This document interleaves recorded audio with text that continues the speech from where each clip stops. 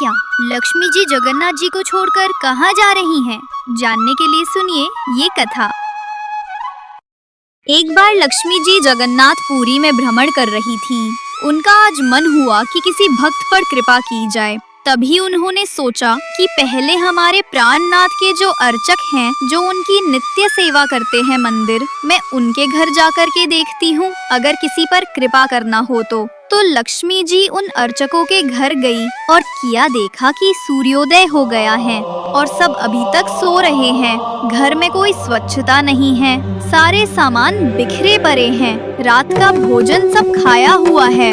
लक्ष्मी जी ने कहा कि मैं यहाँ नहीं रुकूंगी और ना ही मुझे कृपा करनी है, ये मेरे रहने के योग्य स्थान नहीं है, और लक्ष्मी जी चली गई। लक्ष्मी जी अब गई उस आदमी के घर जिनको मंदिर में झाड़ू लगाने की सेवा थी और जिनको मंदिर में घुसने भी नहीं दिया जाता था।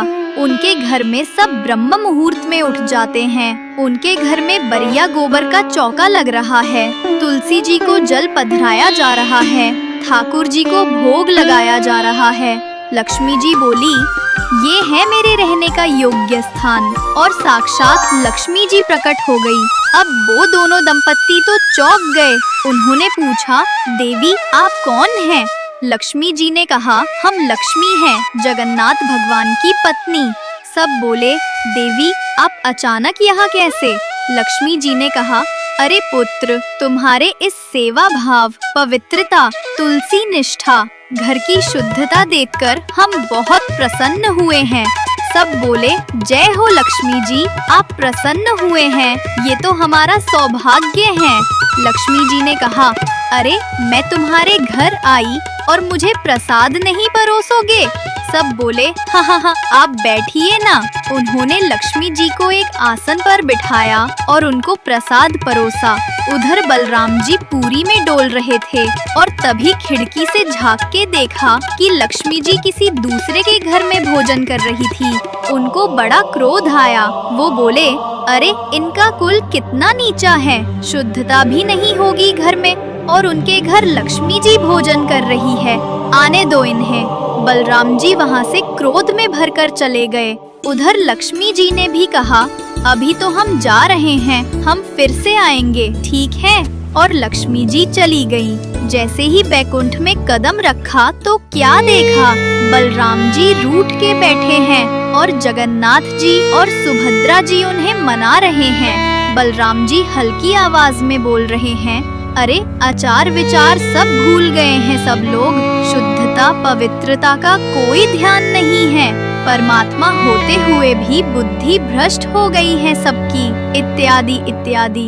लक्ष्मी जी आई और बोली, आप सब प्रसाद पाने बैठो, मैं आपके लिए प्रसाद लाती हूँ।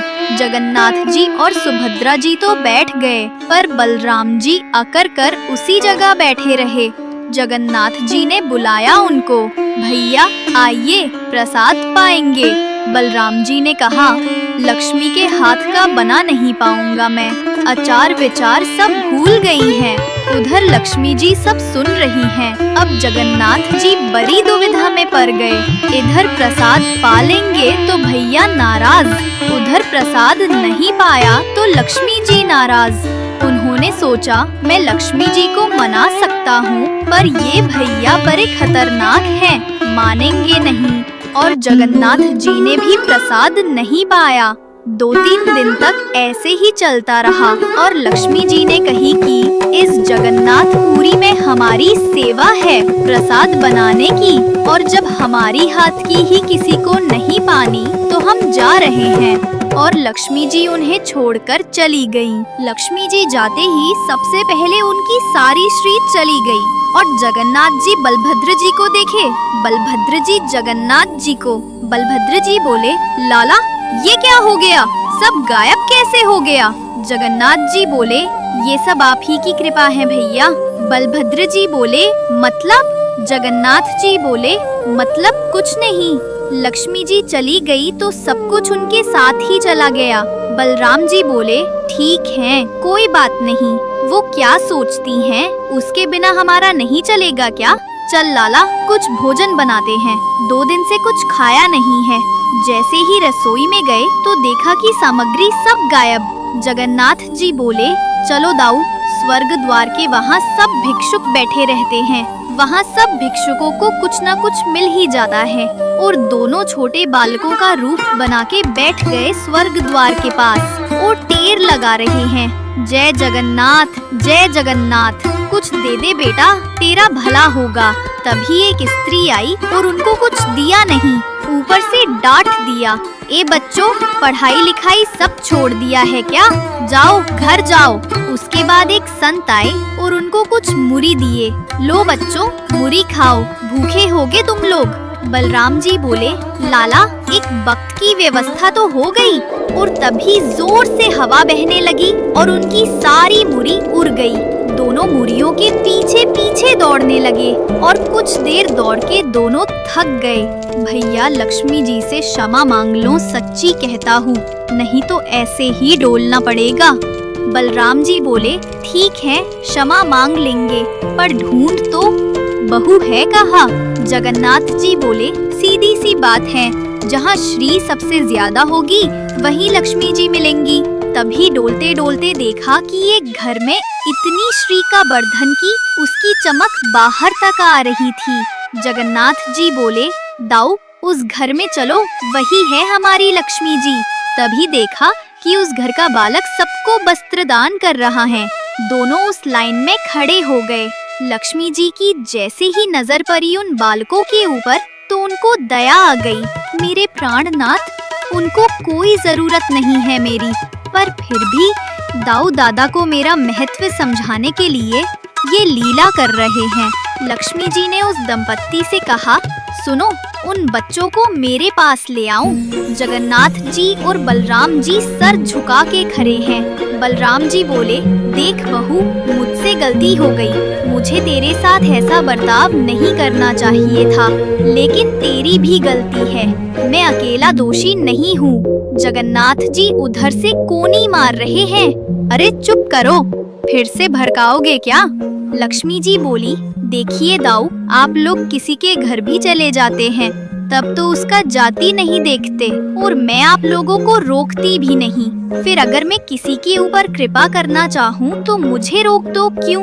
मेरे लिए इतना बंधन क्यों? और किसी के जन्मगत व्यवहार से उसका पूरा जीवन नहीं आंकना चाहिए, उसके स्वभाव व्यवहार से देखना चाहिए कि वो है कैसा। कहा आप कहते हैं कि ब्राह्मण सर्वश्रेष्ठ, वो देर देर तक सो के उठ रहे हैं, उनके यहाँ शुद्धि नहीं, वस्त्र 4-4 दिन तक पहन रहे हैं, एक एक महीना एक ही धोती में निकाल रहे हैं। आप कह रहे हैं कि वो श्रेष्ठ, और ये लोग जो इतनी पवित्रता का ध्यान रखते हैं, इन पर कृपा ना हो। हमारे अनुसार तो जो अपने कर्म से शुद्ध है वो शुद्ध है। बलराम जी और ठाकुर जी दोनों मान गए, जैसी आपकी इच्छा। बोले, नहीं, आज के बाद हम आपसे एक नियम चाहते हैं। क्या बोले? श्री जगन्नाथ पुरी में नियम कर दीजिए। बोले, क्या? जिस महाप्रसाद को ब्राह्मण पाएगा उसी महाप्रसाद को शूद्र भी पाएगा, दोनों को समान फल मिलेगा। और यहाँ महाप्रसाद का ऐसा नियम रखा जाए कि अगर एक ही पत्तल में दोनों बैठ करके पाले तो दोनों को समान पुण्य प्राप्त होगा।